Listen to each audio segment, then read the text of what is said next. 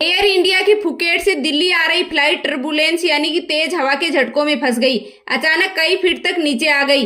हालांकि पायलट ने स्थिति संभाली और फ्लाइट को दिल्ली एयरपोर्ट पर सुरक्षित उतार लिया। हादसे में 12 लोग घायल हुए। एक यात्री ने बताया, विमान अचानक जोर जोर से हिलने लगा और 2-3 मिनट तक पलटी खाता रहा। संसद में मल्लिकार्जुन खड़गे और किरेन रिजिजू के बीच बहस। संसद सत्र के 12वें दिन राम मंदिर चढ़ावा चोरी मामले को लेकर दोनों सदनों में जमकर हंगामा हुआ। मल्लिकार्जुन खड़गे ने कहा, अब ईडी, सीबीआई और अन्य केंद्रीय जांच एजेंसियां कहां हैं?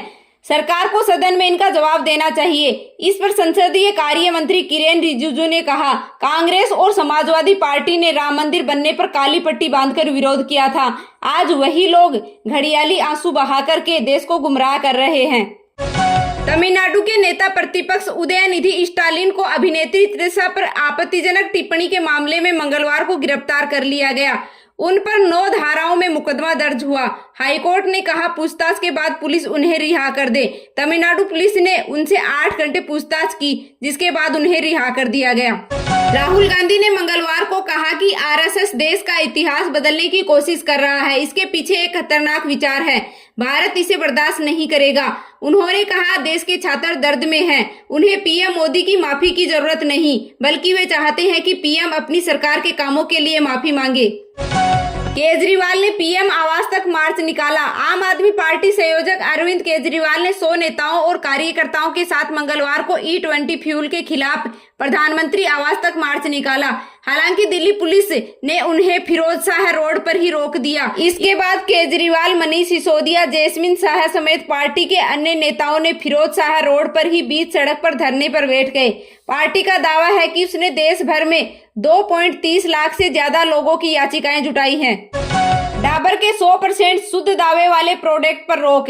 FSSAI ने डाबर के कई प्रोडक्ट पर रोक लगा दी है। इसमें शहद और गाय का घी भी शामिल है। ये प्रोडक्ट 100% शुद्धता के दावे के साथ बेचे जा रहे थे। इस पर डाबर से 15 दिनों के भीतर रिपोर्ट मांगी है। सरकार ने मेटा ग्लोबल टीम को समन भेजा। भारत सरकार और मेटा की ग्लोबल टीम के बीच 5 और 6 अगस्त को एक अहम बैठक होने जा रही है।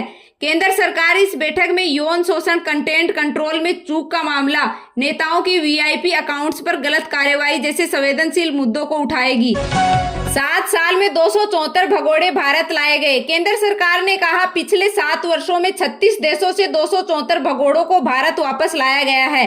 साथ ही भगोड़ों की 17,874 करोड़ रुपए की संपत्ति भी अटैच की गई। मेरठ में कावड़ियों के 2 गुट भिड़े। हरिद्वार जल लेने जा रहे कावड़ियों की बाइक ने सड़क किनारे बैठे कावड़ियों की कावड़ को टक्कर मार दी। इसे कावड़ खंडित हो गई और दोनों गुटों में बहस और मारपीट शुरू हो गई। SP अविनाश पांडे ने बताया कि पुलिस मौके पर पहुंची। बीच बचाव में सिपाही को भी चोटें आई। देश भर में तेज बारिश का कहर जारी। आम लोगों का जनजीवन प्रभावित। बिहार और पश्चिम बंगाल में सोमवार को बिजली गिरने से 11 लोगों की मौत हो गई। 14 लोग घायल हुए हैं। उत्तराखंड में बद्रीनाथ हाईवे पर लैंडस्लाइड हुई, जिसके कारण करीब 200 से ज्यादा यात्री फंस गए। वहीं हरियाणा के अंबाला, इज्जर में रात भर बारिश होने के बाद सड़कें तालाब बन गई। दुकानों में पानी घुस गया। केरल में 1 अगस्त से हो रही भारी बारिश के कारण 25 लोगों की मौत हो गई। 4 लापता हैं। 18,000 से ज्यादा लोगों को राहत शिविरों में शरण लेनी पड़ी। यूपी में जोरदार बारिश जारी है।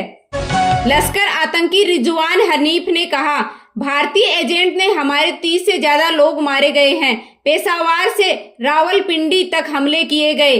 पोक में भी चैन से रहने नहीं दिया। PV सिंधु को वर्ल्ड बैडमिंटन चैंपियनशिप में 9वीं रैंक मिली। 2 बार की ओलंपिक मेडलिस्ट में PV सिंधु को महिला सिंगल में 9वीं वरीयता दी गई है। 6 साल बाद फिर लग सकती है UPI फीस।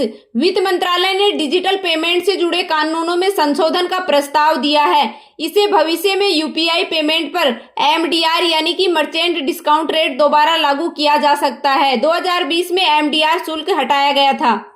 हजारों व्हाट्सएप अकाउंट अचानक बंद। व्हाट्सएप ने भारत समेत कुछ अन्य देशों में हजारों यूजर्स के अकाउंट 24 घंटे के लिए रिव्यू में डाल दिए हैं। इस दौरान ऐप के सभी मैसेजिंग और कॉलिंग फीचर्स को ब्लॉक कर दिया गया। जब प्रभावित यूजर ने ऐप खोला तो स्क्रीन पर मैसेज लिखकर आया, अकाउंट इन रिव्यू। मामले पर कंपनी के प्रवक्ता ने कहा कि हम दूसरे यूजर्स की सिक्योरिटी के लिए ऐसा करते हैं, कभी कभी गलती हो जाती है। आरबीआई ने स्मॉल फाइनेंस बैंकों में एफडी के नए नियम जारी किए हैं। अब स्मॉल फाइनेंस बैंकों के ग्राहकों को ब्याज दर की पूरी जानकारी पहले मिलेगी। यह नए नियम और रेगुलेशन 1 अक्टूबर 2026 से लागू होंगे। आज सोने चांदी के दाम में बढ़त रही। IBJA के मुताबिक आज 24 कैरेट सोने की कीमत 1,42,866 रुपए प्रति 10 ग्राम है, जबकि 1 किलो चांदी की कीमत 1,348 रुपए बढ़कर के 2,19,000 रुपए तक पहुंच गई।